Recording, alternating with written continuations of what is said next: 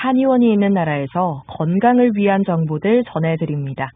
20년 넘게 임상의로서 한의원을 운영하고 계신 연세한의원 손정희 원장 연결하겠습니다. 원장님 안녕하세요. 안녕하세요. 네, 건조한 겨울이 되면요, 피부병으로 고생하는 분들 더 많아지는 것 같습니다. 이런 피부병, 한의원에서는 어떻게 치료를 하는지 좀 궁금합니다. 네, 계절적으로 주제가 너무 좋은 것 같습니다. 네. 네, 피부병은 종류가 정말 다양해요. 뭐 습진이라든가 한포진, 뭐 두드러기, 여드름도 피부병의 한 종류죠. 네. 또 이렇게 머릿속에서 나는 지루성 피부염, 요새 아이들 많은 아토피성 피부염, 또 아직 원인이 많이 밝혀지지 않았다고 하는 건선, 뭐 자반, 백반, 그리고 우리 발에 많이 나는 무좀염, 뭐 그리고 요새는 예방 접종도 많이 하시지만 대상포진 같은 것도요. 예. 그리고 야외 활동 즐기시는 분들은 나는 나가기만 하면 자외선에 의해서 알러지나 이런 분도 있고요. 맞아요. 또 뭐, 네, 그리고 뭐 얼굴이라든가 눈가에 막 쥐젖이라 해서 자칫한 것도 있고 많지 않습니까? 네. 이제 이런 피부병이 저희가 치료를 하다 보면 아무래도 타인의 눈으로 바로 볼 수 있는 부위에 있잖아요. 네. 주로요. 그러니까 사람들을 만날 때 많이 위축도 하시고, 또 이게 증상들이 심하거나 오래 앓으시는 분들은 우울증이라든가 뭐 대인기피증 이런 것도 겪는 분들도 많아요. 그리고 요게 다른 질환에 비해서 고생을 오래 하시는 경우가 많아서 대부분 환자분들하고 면담하다 보면 굉장히 어렵고 지루하고 좀 속상하다 이런 말씀들 많이 하세요. 네, 물론 모든 질환이 그렇겠습니다만은 이 피부 질환이 특히나 심적으로 많이 위축되는 부분이 있는 것 같아요. 네.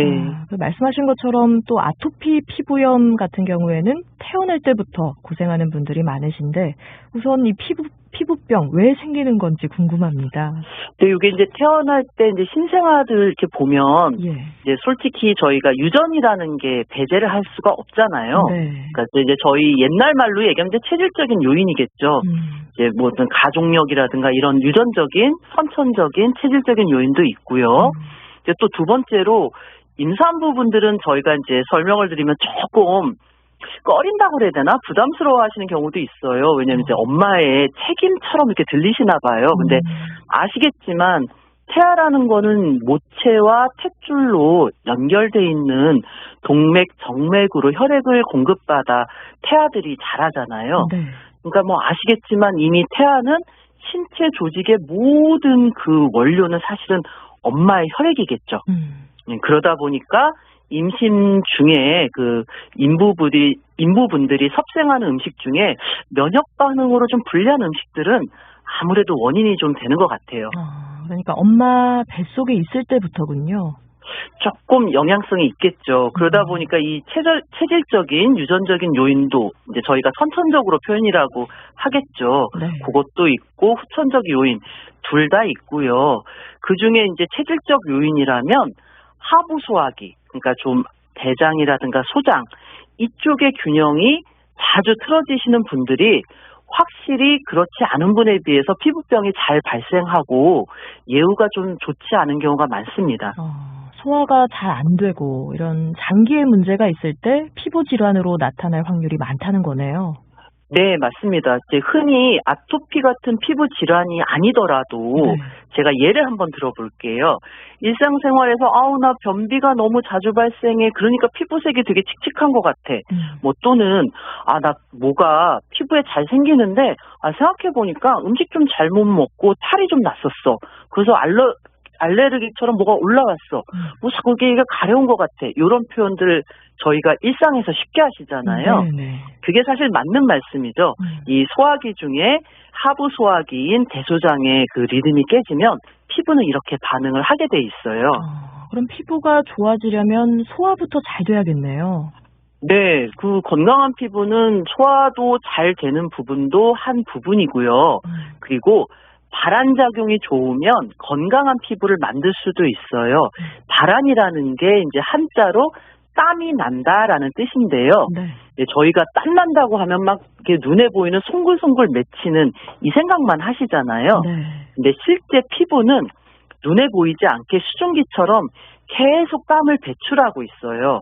물론 이제 피부의 호흡에 따라 더 그런 기능이 발달돼 있는데 이걸 저희가 그냥 환자분들과 커뮤니케이션이 쉽게 하려고 수분막이라는 표현을 쓰지만 사실은 이렇게 발환하면서 보습막과 지질막을 형성하게 돼요.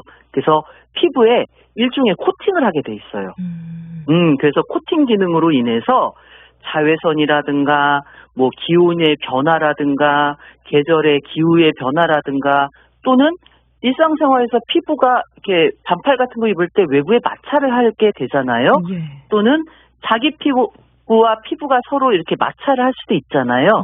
그래도 큰 문제가 없이 지나가는 게 이런 보습막, 지질막, 일종의 코팅막의 역할이에요. 뭐 여러 요인이 있겠습니다만 피부병의 원인을 또 찾기 위해서 알레르기 검사를 받기도 하잖아요. 네. 이런 알레르기 검사 결과를 받으면 진먼지, 진드기에서 수치가 좀 높게 나오거나 뭐 한두 개의 원인에서 알레르기 반응이 있다라고 나오는 경우가 있거든요. 그러면 이럴 경우에 원인을 진먼지나 진드기로 알레르기가 생겼다 이렇게 봐야 하는 걸까요? 네, 그게 알레르기 검사를 뭐 표본 뭐 기초 50까지도 있고 조금 네. 거기서 안 나오면 200까지도 하고 이렇게 검사 범위를 넓히거든요. 네. 근데 이 검사는 사실 피부병의 원인을 찾기 위한 검사가 아니라 어떤 물질에 자극을 받지? 이걸 찾는 거죠. 그죠? 네, 그러다 보니까 자극받는 요인을 알게 되면 아무래도 그 요인을 접촉하는 기회수를 낮춘다든가 네. 아니면 주변 뭐 아까 말씀드린 진먼지가 혹은 뭐 진드기가 원인이었다 그러면 그거를 배제하려고 하시겠죠. 네. 물론 그것도 되게 좋은 방법이고 그게 검사를 받는 이유기는 하지만 근데 실제 그런 요인에 접촉이 됐더라도 증상이 발생하지 않는 게 있잖아요. 그죠? 네. 네, 그런 증상이 발생하지 않는 분들은 피부가 면역력과 자기의 보습막, 지질막이 잘 형성돼 있다는 의미잖아요. 아무리 원인에 노출돼도 증상이 발현하지 않으니까요. 네. 그러니까 검사는 당연히 받으시는 건데 이제 원인을 찾는 건 아니죠. 자극 요인을 찾으시는 거라고 생각하시면 돼요. 예. 결과적으로는 또 면역력이 이제 중요하다라는 말을 많이들 하는데 면역력이 약해져도 이제 피부 질환이 나타나기가 쉬운 거죠. 그렇죠. 제가 한번 예를 들어 볼까요?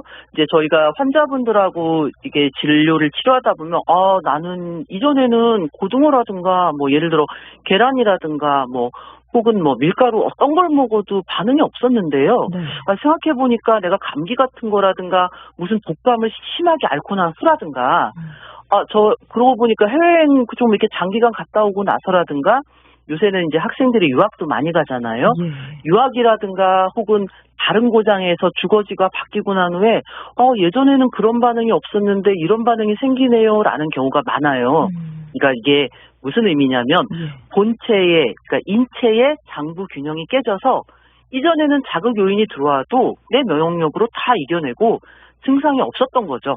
근데 이제 저런 여러 가지 요인을 겪고 나시면 그런 자극 요인이 들어와도 내 면역력이 그걸 감당을 못하니까 증상이 나타내거나 아니면 아주 일부의 자극인데도 굉장히 민감하게 피부가 반응을 해버리는 거예요. 네. 때문에 면역력이 또 중요하다고 할 수가 있겠는데요. 네.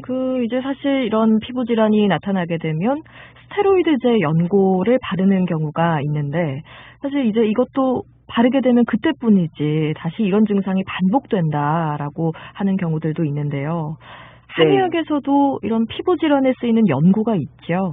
네, 뭐 양약은 양방 선생님들이 잘 설명을 해주실 거고 이제 저희들은 피부 증상에 따라 이제 외용, 그러니까 바깥으로 사용하는 처방이 굉장히 많아요. 이제 대부분은 잘 모르시는데 종류가 굉장히 많아요.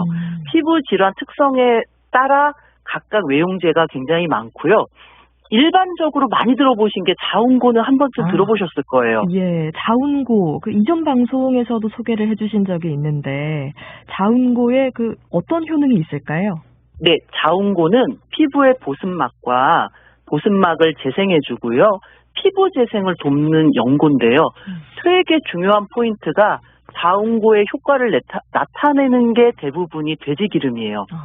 굉장히 중요한 성분이고요. 네. 또 이제 치자가 염료로도 많이 쓰이시지만 치자라든가 홍화 같은 걸로 피부에 가려움증을 가라앉히기도 해요. 뭐 저희 한의원 같은 경우는 치자고라고 그래서 치자를 이용해서 만든 외용고가 있거든요. 이제 그거를 피부에 가려움증을 가라앉히는 데 사용하기도 해요. 그 혹시 피부 질환으로 치료를 받게 되면요. 처음에 나타나는 증상이 있을까요? 근데 이제 피부가 치료가 될 때는 이제 전반적인 원래 갖고 계시던 증상 가려움증은 가라앉기는 해요. 하는데 피부에 상처가 난 부위 있죠. 요런 피부의 상처 부분은 재생할 때 또 이게 상처가 재생할 때는 간질간질하는 경우도 있어요. 물론 호전 반응이지만 환자분들 입장에서는 어떤 경우는 분간하기가 좀 어려우실 수도 있어요. 그리고 또 하나 피부가 재생할 때는 가피, 집에서 쓰시는 말로는 딱정이라 그러죠. 이제 딱정이가 생겼다 벗어졌다 생겼다 벗어졌다 해서 마치 잘못 보시면 왜 자꾸 더 각질이 일어나 이렇게 보시는 경우가 있어요. 근데 이건 피부 전체가 각질이 생긴다는 게 아니라 피부 상처가 아물 때는 가피가 딱정이가 생겼다 떨어졌다를 반복하게 돼요. 그래서 나는 분간이 어려워 잘 모르겠어 라고 하시면 본인을 치료한 한의사 선생님한테 직접 물어보시면 되고, 요새는 핸드폰 있잖아요. 핸드폰으로 사진을 찍어서 보내시면 구별을 아마 해주실 거예요. 네, 이게 호전 반응인지 아닌지 여쭤보면 그럼요. 되겠네요. 네네. 그리고 어린아이 때부터 이제 아토피라든지 피부 질환 때문에 고생하는 경우가 많은데 어린 아이들도 치료가 가능하잖아요. 몇 살 때부터 치료가 되죠? 그게 원래는 사실 생후 직후도 되지만 보통은 생후 3개월 이후에 오시는 것 같아요. 이제 왜냐면 저를 기준으로 본다면 일반화는 아닙니다만 저희는 생후 3개월부터 치료한 케이스들이 많으니까. 그리고 걱정하시는 게 생후 3개월인데 한약을 어떻게 먹이나요? 이 질문 굉장히 많이 하세요. 이제 한약을 어떻게 복용하느냐가 염려가 많으신데 이제 우유를 먹이실 때는 우유에다가 저희가 권장하는 양이 있어요. 다 복약을 지도를 하거든요. 그만큼을 우유랑 섞어주신다든가 아니면 그 약의 용량은 영유아의 몸무게에 따라 복용량이 달라요. 그래서 적게는 티스푼 있죠. 티스푼으로 1회에 한 3숟갈, 3티스푼 정도부터 시작하는 경우가 많아요.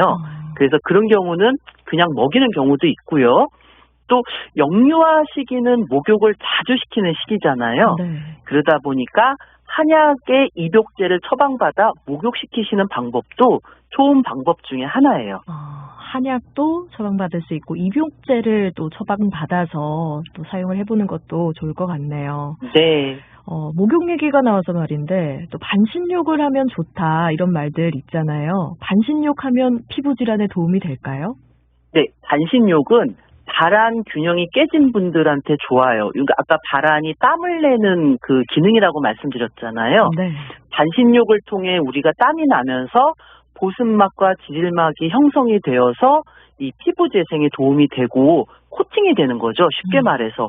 그리고 또 하나 아까 영유아 때도 설명드렸지만 반신욕 시에 그 피부 증상에 맞는 입욕 한약제를 넣어서 직접적으로 피부에 약효가 스며들게 하는 방법도 있어요. 그리고 너무 오래 하지 마시고 10분에서 15분 사이 정도 하시고 물의 온도는 항상 체온에 맞추셔야 돼요. 그래서 한 38도, 40도 요 사이로 하시는 게 좋아요. 네, 반신욕으로 피부 균형을 또 돌리는 데 도움을 받아봐도 좋을 것 같습니다. 네, 원장님 오늘은 여기서 인사 나누겠습니다. 고맙습니다. 네, 감사합니다. 한의원이 있는 나라 연세한의원 손정희 원장과 전해드렸습니다.